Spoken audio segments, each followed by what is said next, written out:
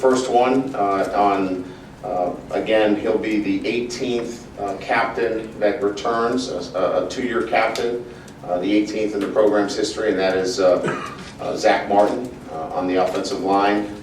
He did an incredible job for us last year, leading us all year through, as you know, an incredible year. He was somebody that we can count on week in and week out.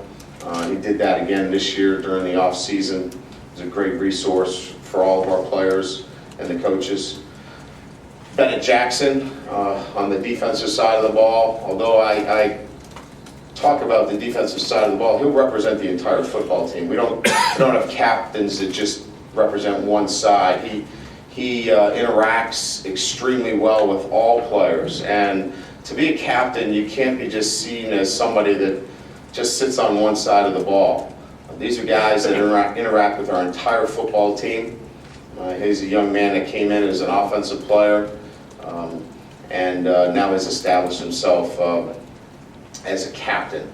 And T.J. Jones will be our third captain.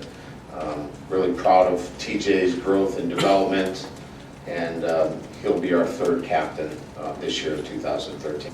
Yeah, you know, we lost Danny really early, as you know, in camp.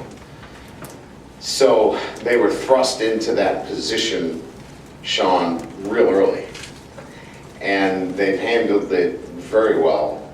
And I would say that, you know, when you look at that position, there's so much going on to the wide field, formationally, adjustments, pressures, and first of all, you know, Ben has a lot of experience there.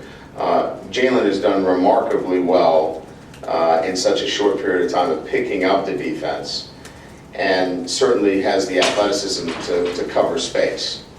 You know, you have two guys, one who's already 250 plus pounds in Ben Council that, you know, can obviously play over a tight end. If you want to play real physical and have a fullback in the game, you know, play that kind of game, you know, Ben suits that very well, although he can play in space.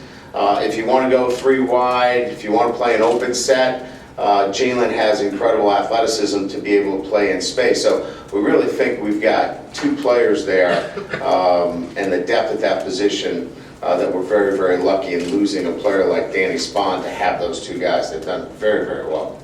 He can do the things that we want him to do in terms of pushing the ball down the field vertically. He doesn't have the arm strength that Everett Golson does, but if he's on time, if he's reading it properly, if he's doing all the right things, he can get the ball to exactly where we need him to get it.